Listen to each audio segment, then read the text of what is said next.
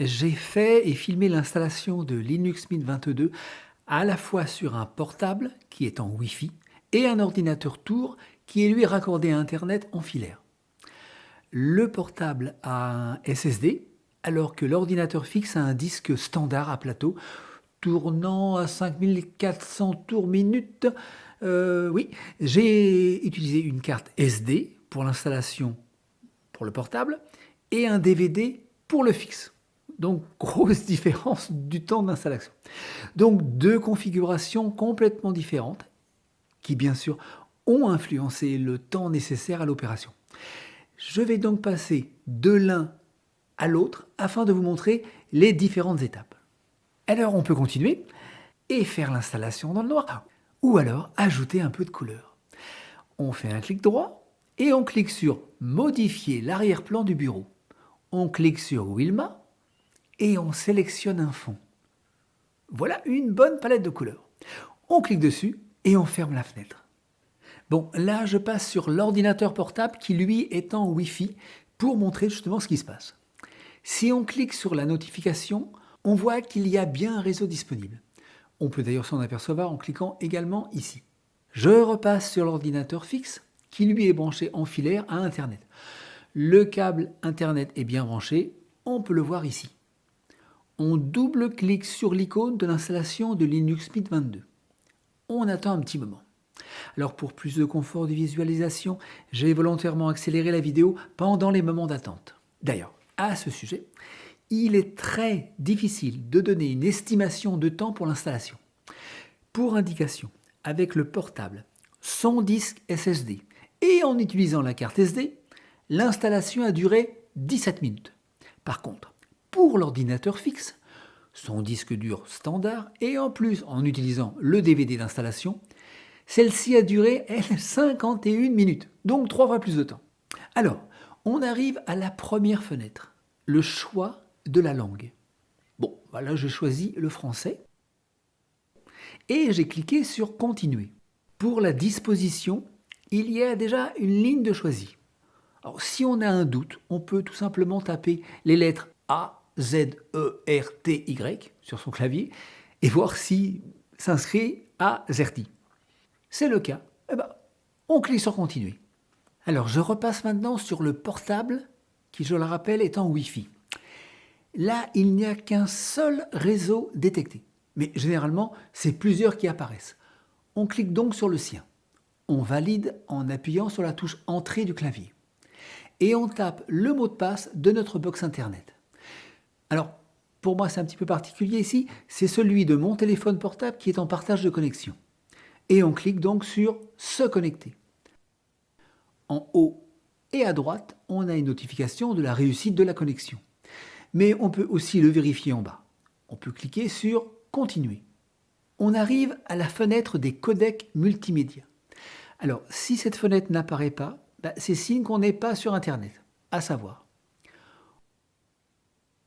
on coche la case et on clique sur Continuer. Alors, il est possible que pour certains, ce soit plutôt cette fenêtre-là qui s'ouvre.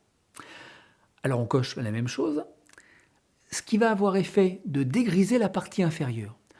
On laisse cocher pour le Secure Boot et on inscrit son mot de passe. Alors, le même qui va vous servir avec Linux Mint, dirons-nous pour plus de facilité. Mais rien ne vous empêche d'en mettre un autre. Il suffira simplement de s'en souvenir. Et on le reconfirme en dessous. On clique sur Continuer. Et on arrive à la fenêtre du choix. Ou bien on coche l'installation de Linux à côté de Windows, ou la deuxième case, c'est-à-dire qu'on renonce à Windows et qu'on installe essentiellement Linux Mint. Là, si on prend cette décision, il faut être sûr qu'on ait bien une sauvegarde de tous ces documents, musique, photos, vidéos, etc., sur un disque dur externe, afin qu'on puisse les réinjecter après l'installation. Bon, là, pour le fixe, on va faire une installation en conservant Windows. On clique donc sur Continuer. On va donc se retrouver avec Windows et Linux sur un même ordinateur. On peut choisir d'avoir un petit Linux et un grand Windows, ou bien l'inverse. Là, on est sur un disque où je viens juste de faire l'installation de Windows 10 pour faire cette démonstration. Le disque n'a donc pas encore de documents, d'images, de photos, etc. Pour vous, ça ne sera sûrement pas le cas. Et vous serez donc limité à la taille de tous vos documents. Vous ne pourrez donc pas être aussi flexible que je le suis ici. Alors, on peut donner en gros place égale sur le disque pour chacun des deux systèmes. Et en tout cas, si on veut que l'un soit plus petit que l'autre, on doit au moins lui réserver un minimum de 100 Go. Lorsqu'on a fait son choix, on clique sur Installer. On arrive sur cette fenêtre. On peut encore faire marche arrière. Si on clique sur Continuer, on va bientôt lancer le processus d'installation. Pas de regret? Prêt pour l'aventure? Allez, on clique sur Continuer. Puis encore sur Continuer. Alors il peut y avoir un temps d'attente plus ou moins long, car la partie Windows va déplacer vos fichiers pour répondre à la diminution disque que vous venez de décider. Et oui, avant Windows était tout seul, maintenant il va devoir partager l'espace avec Linux. Donc, patience. On choisit sa position géographique. Généralement, c'est automatique et par défaut, notre localisation est bonne. Et on clique à nouveau sur Continuer. Et on arrive à la fenêtre de l'identification. Là, on tape son nom. Bon, moi personnellement, je tape Visio 3. Ah, problème, je n'arrive pas à taper le 3 sur mon clavier numérique. Et bien tout simplement parce que je n'ai pas encore activé ce fameux pavé numérique. Donc comme moi, faites-le également maintenant si vous ne l'avez pas encore fait. Et voilà, mon 3 arrive. Maintenant, on tape son mot de passe et on le confirme. Et là, on peut cocher « Demander mon mot de passe », ce qui veut dire que pour ouvrir son ordinateur, on devra le taper à chaque fois. Ou sinon, si on veut que l'ordinateur s'ouvre sans avoir besoin de demander le mot de passe, on coche « Ouvrir la session automatiquement ». On clique sur « Continuer » et l'installation va se lancer.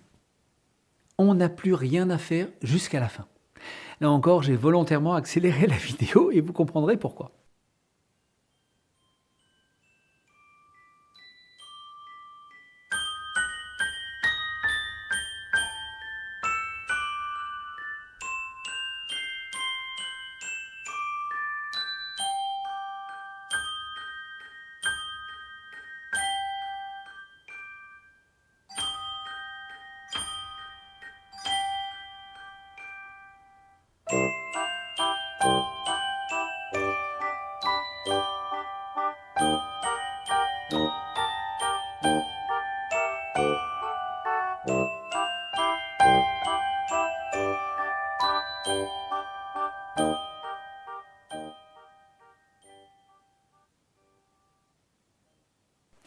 Arrivé à cette fenêtre, on clique sur « Redémarrer maintenant ».